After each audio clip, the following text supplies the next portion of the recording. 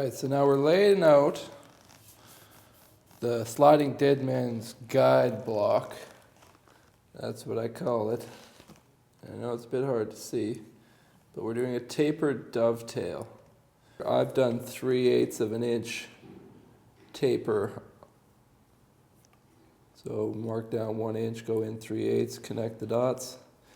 And then I've also on the top put a 3/8 taper. I marked 3/4 of an inch in from one side because this dovetail is going to be blind. It won't come out the other side of the sliding dead man. It'll just look like a butt joint. So 3/4 in from the end of the 6-inch piece. You make a line across, and then I marked 3/8 of an inch in from each side, and then I connect the dots from there to the full width. So that's the taper of our dovetail. So having it tapered like this, you can see the benefit is that as we start the joint is this wide, the opening, the mortise, and as this starts in here, it'll be loose, right? And so the piece will just slide in freehand, no problem, and then right as we get to the end of the joint, that's when you start to get contact and create that friction. So we're going to cut our joint just so that we get contact maybe about here, and then we just have to pound it that 1/2 inch to get really tight fit. And that way, if I ever want to take the dead man off, I can just knock this piece out because I'm not going to glue it in place. It's just going to be a dry fit, pressure fit dovetail.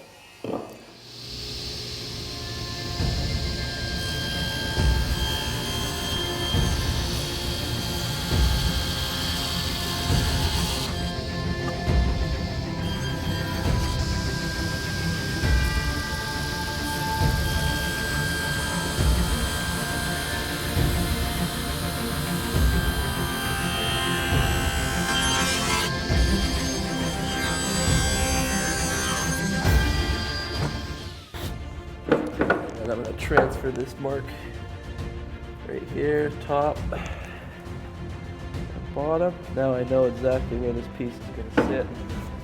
I'll square those lines across, and then I'm going to lay out the tapered dovetail off of these reference lines. So I'll take off.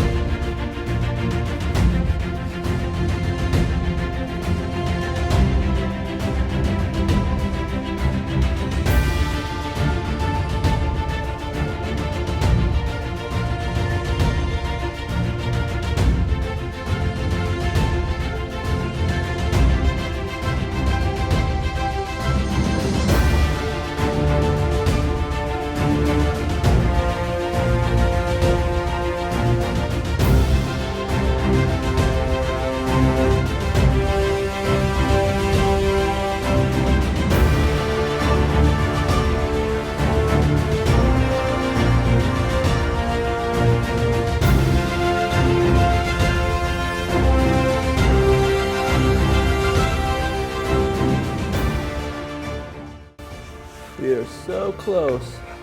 Don't fit here. The nice thing about these is the closer they get to their placement, they get tighter and tighter and tighter. So they're a really fun joint to get fitting just right. It takes a bit of time, but once it's there, it's a beautiful thing.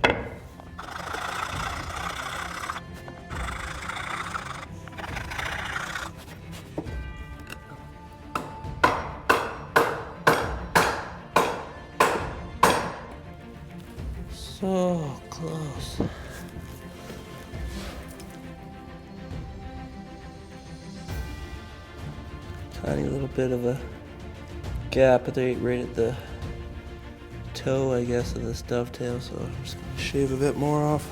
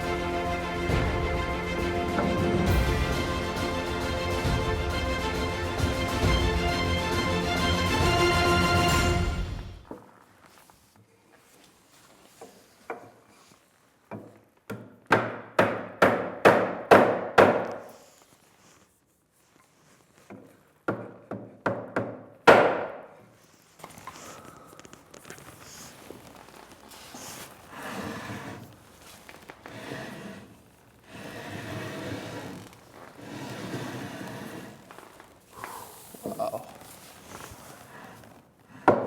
That is just poetry.